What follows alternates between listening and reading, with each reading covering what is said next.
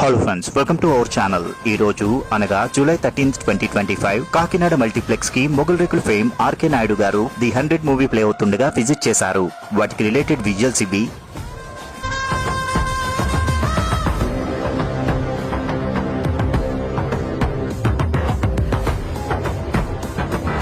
నమస్కారం.